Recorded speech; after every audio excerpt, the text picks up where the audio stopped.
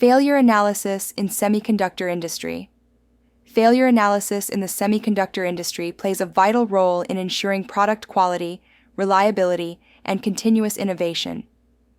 As electronic devices become smaller and more complex, identifying the root cause of failures becomes increasingly important.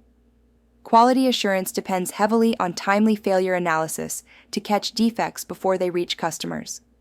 This supports customer satisfaction and reduces costly recalls or warranty claims. Advanced analysis techniques, such as electron microscopy, spectroscopy, and fault isolation, are used to investigate failures at the microscopic and atomic level. These tools help engineers understand not only where a failure occurred, but why it happened.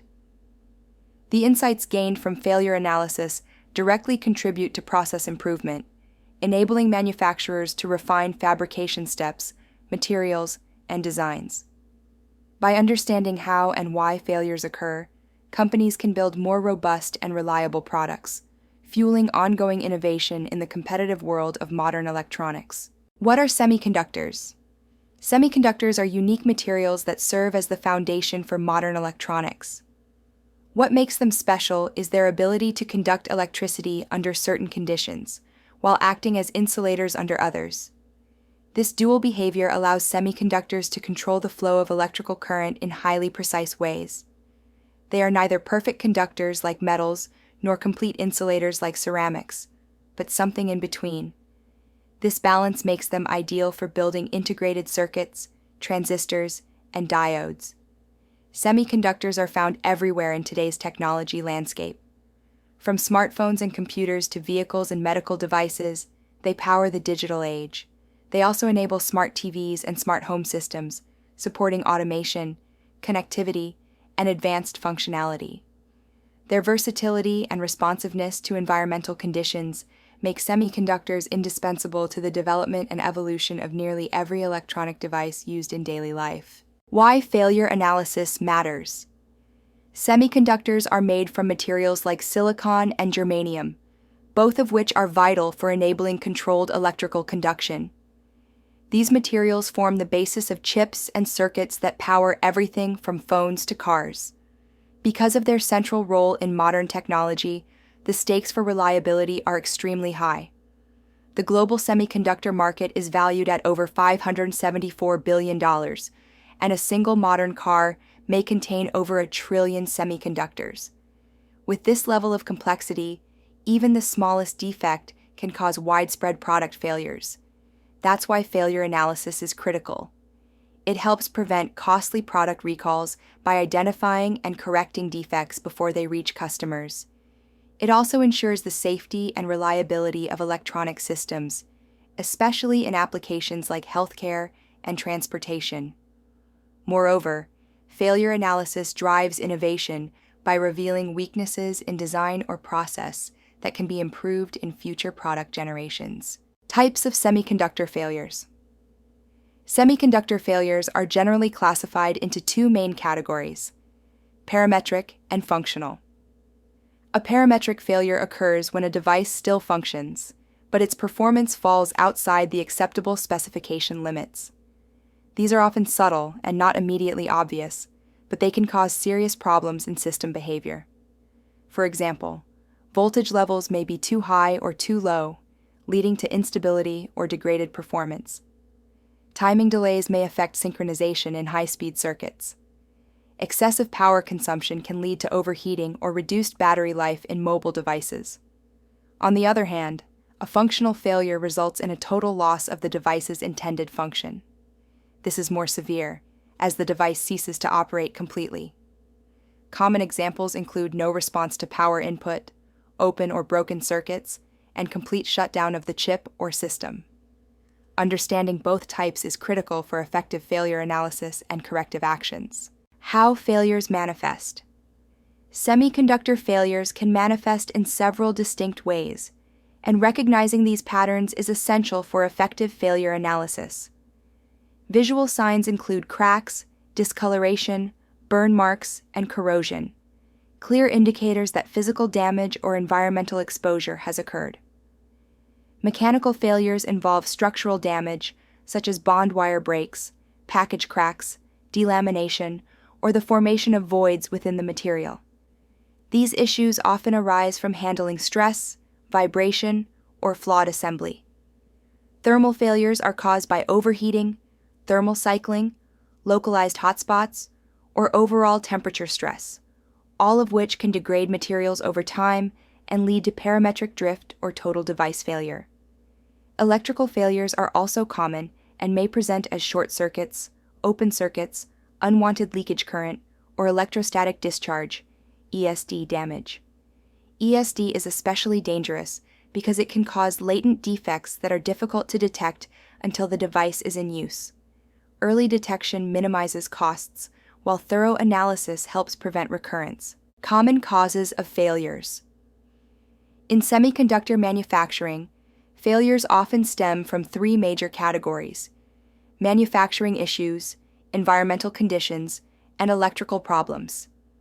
Starting with manufacturing, defects such as voids in materials can create structural weaknesses that compromise device performance.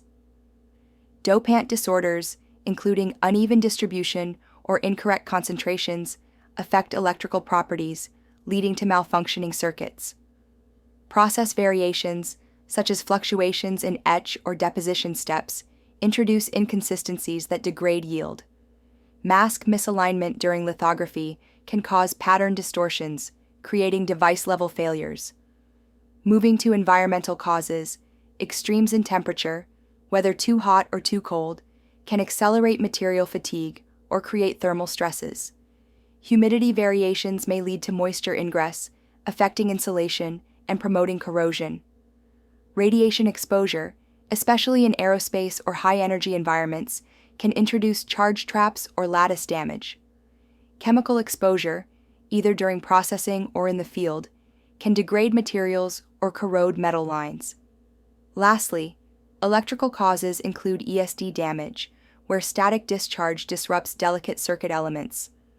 Overvoltage stress and current overload may overheat components, while power surges can instantly destroy sensitive parts.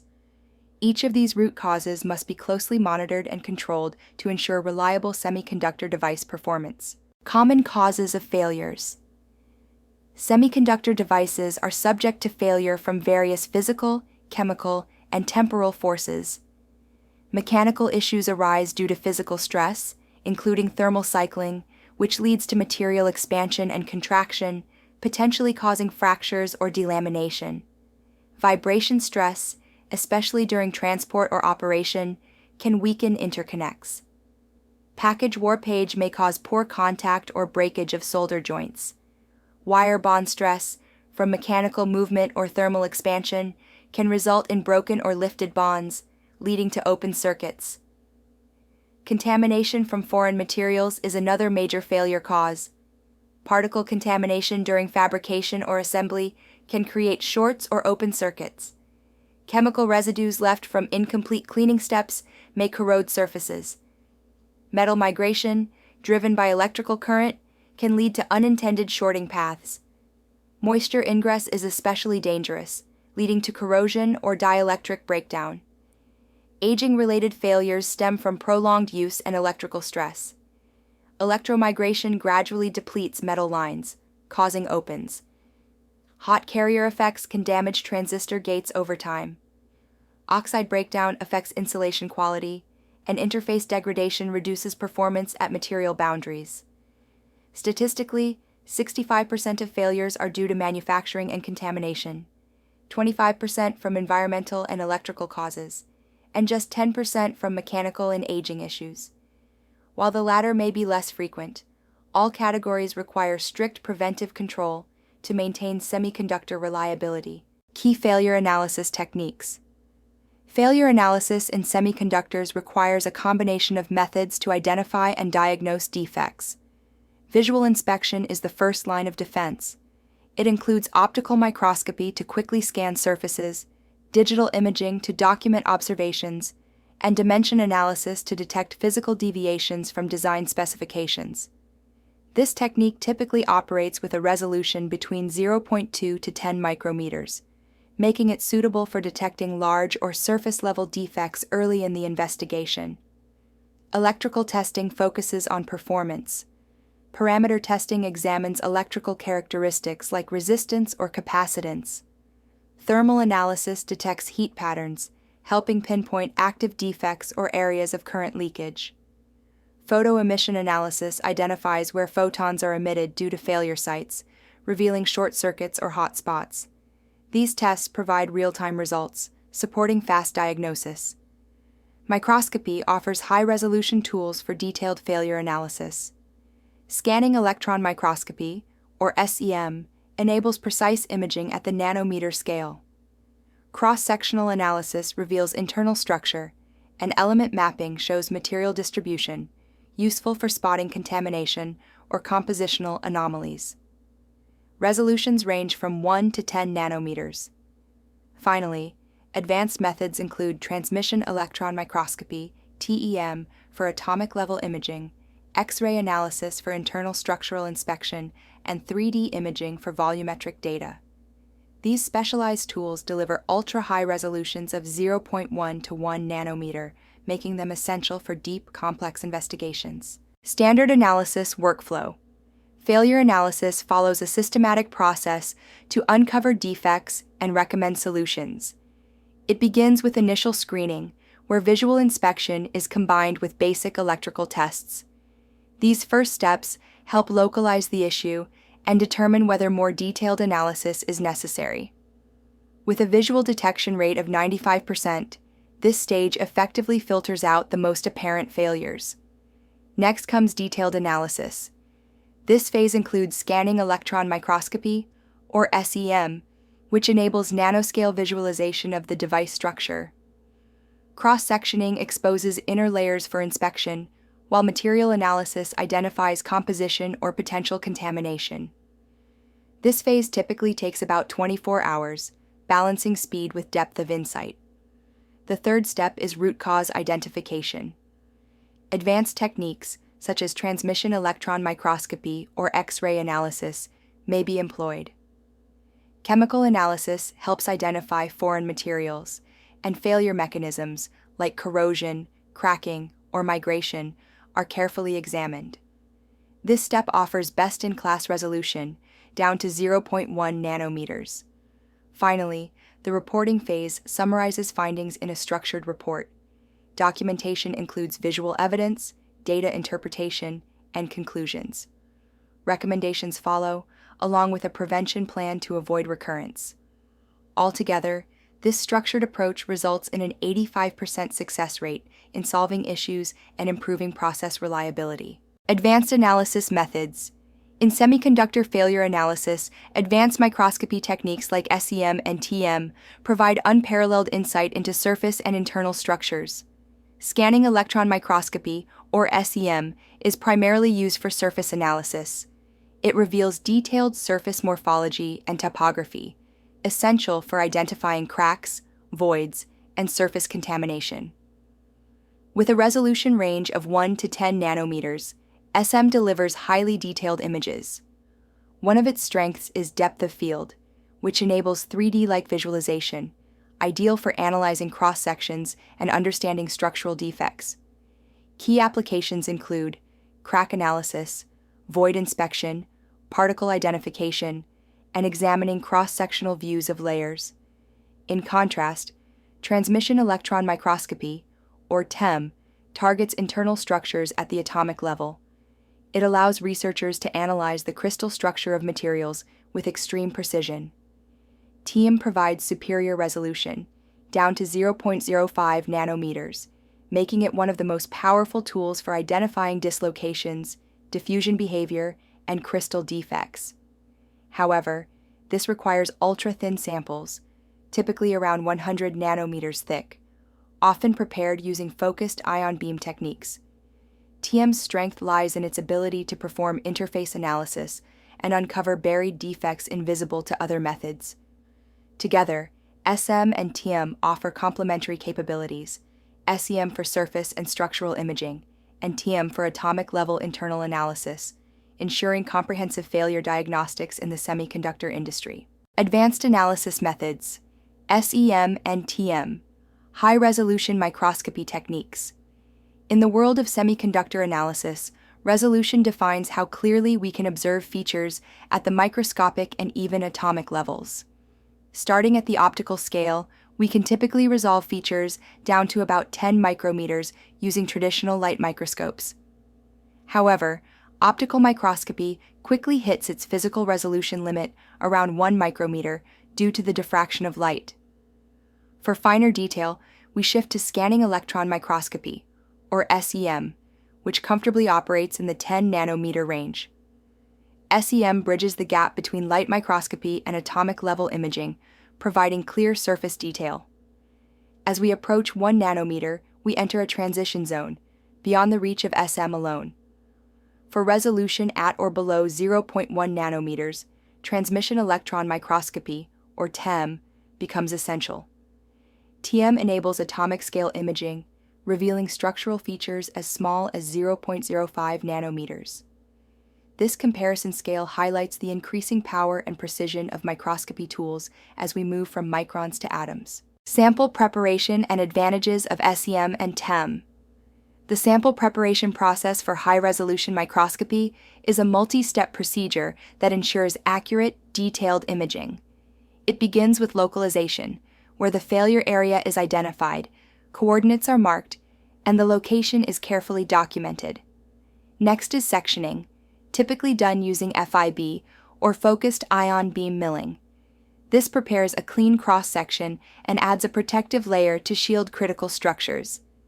The third step is thinning, where ion beam thinning is used to reduce the sample to around 100 nanometers, thin enough for electron transmission. A quality check ensures uniform thickness. Finally, analysis includes high-resolution imaging, elemental mapping, and structural investigation. SEM advantages include faster sample preparation, a large field of view, non-destructive analysis, and real-time imaging. In contrast, TM advantages feature the highest resolution available, crystal structure visualization, diffraction pattern capture, and atomic-level defect detection. Together, SM and TM provide complementary views, SEM for surface focus, and TM for internal structure, enabling complete detailed failure analysis. Non-destructive testing approaches, SAM and FTIR, analyzing without damage. Non-destructive testing enables detailed analysis of materials without altering or damaging the sample. Two powerful techniques used in the semiconductor industry are scanning acoustic microscopy, SAM, and Fourier transform infrared spectroscopy, FTIR. SAM utilizes ultrasonic waves to penetrate materials and reveal internal features. These sound waves allow for high-resolution 3D imaging across entire wafers, detecting defects deep within complex structures. SAM excels at analyzing multi-layer stacks, making it ideal for modern semiconductor packages. It effectively detects cracks, voids, delamination, and adhesion issues, all of which can compromise reliability if left unchecked. On the other hand, FTIR provides infrared analysis based on molecular vibrations. This technique excels in identifying chemical composition and detecting contamination. It operates in real time, delivering fast and sensitive measurements even at parts per million levels. FTIR is commonly used to analyze oxygen content, material quality, compliance, and contamination, ensuring process control and product quality without damaging the device under test. Penetration depth comparison, SAM versus FTIR in non-destructive testing. Understanding how deep a technique can probe is key to choosing the right non-destructive testing method. Scanning acoustic microscopy, SAM, offers deep penetration capabilities, scanning the entire wafer thickness, up to 800 micrometers. This includes 4 depth zones: the surface layer, 0-1 subsurface, 1 to 10 intermediate, 10-100 and deep layers, 100 plus Because SAM uses ultrasonic waves, it can detect defects throughout these layers, making it ideal for complete structural integrity checks. In contrast, Fourier transform infrared spectroscopy, FTIR, is limited to the surface and shallow depths, typically ranging from 0.1 to 50 micrometers. This makes FTIR effective for analyzing surface chemistry, contamination, and compliance without damaging the wafer. Both methods are non-destructive, preserving samples for additional tests. They offer fast analysis, enabling rapid screening over large wafer areas. Additionally, they are cost-effective, avoiding the expenses and risks associated with destructive techniques, while still delivering high-quality diagnostic data. Non-destructive testing, workflow, and key metrics. Non-destructive analysis techniques like SAM and FTIR enable fast, efficient evaluation of materials while preserving their integrity. These methods are capable of analyzing an entire 300mm wafer using full-area scanning acoustic microscopy, SAM. FTIR, meanwhile, provides parts per million sensitivity, enabling highly accurate chemical detection. Both techniques maintain 100% sample integrity, ensuring that the wafer remains unaltered for future testing or processing. Most importantly, results are delivered in minutes, greatly reducing downtime and increasing throughput. The non-destructive analysis workflow follows 3 streamlined steps. First is sample preparation, which requires minimal setup, often with no special treatment. Second is scanning, where the full area of the wafer is covered quickly and efficiently. Finally, data analysis provides real-time results, allowing immediate decision-making. These techniques support both structural integrity assessment with SAM and chemical analysis using FTIR, making them ideal for comprehensive failure analysis and quality assurance, all while keeping the samples intact. The failure analysis process. Failure analysis in semiconductor manufacturing follows a structured 3-stage process: detection, analysis, and action. It begins with failure discovery, where a device malfunction is recognized, often during testing or customer feedback. Once identified, an initial assessment is performed, typically involving basic electrical measurements to determine the scope of the problem. These early findings are then thoroughly documented to capture symptoms and guide further investigation. In the analysis phase, comprehensive data collection is performed using a range of tools and test methods. Next, appropriate failure analysis techniques, such as microscopy, spectroscopy, or electrical probing, are selected. These techniques help uncover the root cause, allowing teams to pinpoint the underlying failure mechanism accurately. Finally, action is taken. This includes implementing corrective measures such as process or design changes, verifying their effectiveness through retesting, and adopting preventive strategies to avoid recurrence. This systematic workflow ensures reliable resolution from detection to prevention. Detailed process timeline. The failure analysis process begins with failure detection and reporting. This step is triggered when a device fails either a functional test or a parametric test, which may measure characteristics such as voltage thresholds, current levels, or response times. Engineers use electrical tests and visual inspections to identify anomalies. The outcome of this phase is a well-documented failure report that captures observed symptoms and test results, forming the basis for further analysis. Next comes sample preparation and localization. Here, the goal is to isolate the physical site of failure. The device is carefully prepared, often through decapping, which involves removing packaging materials to expose the die or internal structures. Once exposed, optical microscopy is used to visually examine the sample and identify any obvious physical abnormalities. This stage concludes with determining the failure location, a key milestone in narrowing down the root cause of the issue. Analysis method selection and data collection. Once the failure site is localized, the next step is analysis method selection. This involves choosing the most appropriate analytical technique based on the suspected failure mechanism. Common tools include scanning electron microscopy, SEM, or transmission electron microscopy, TEM, for high-resolution surface and cross-sectional imaging. Scanning acoustic microscopy, SAM, is useful for detecting internal delamination or voids. Fourier transform. Infrared spectroscopy, FTIR, can reveal chemical or contamination-related failures.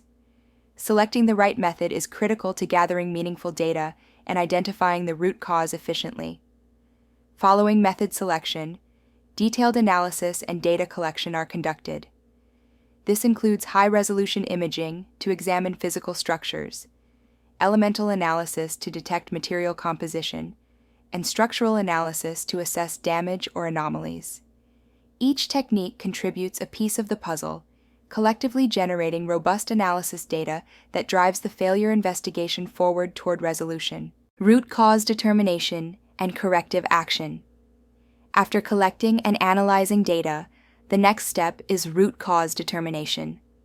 This involves correlating all available data, such as electrical measurements, imaging, material analysis, and process history, to identify the failure mechanism. The root cause may stem from various sources, including manufacturing defects, design flaws, material issues, or process variations. Each of these potential causes is investigated systematically to uncover the true origin of the failure. Pinpointing the correct root cause is essential to ensuring that any corrective actions will be effective and sustainable. Once the root cause is identified, corrective action implementation follows. At this stage, engineers develop and apply solutions. These may include process optimization, adjusting parameters to reduce variation, or design modification, which involves re-engineering specific components or layouts. The ultimate goal is to eliminate the root cause and prevent future recurrence, moving the product back into a stable, high-yield manufacturing state. Systematic approach to zero defects. A robust failure analysis process delivers measurable benefits when executed with discipline and consistency.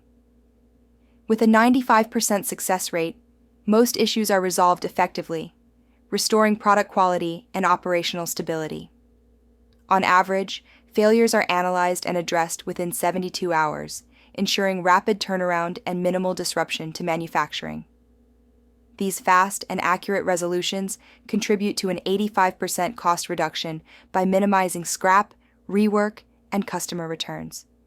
Even more impressive, the implementation of preventive measures has achieved a 98% prevention rate, drastically lowering the chance of recurring failures. Central to sustaining these improvements is the continuous improvement feedback loop. After corrective actions are implemented, results are monitored for ongoing performance.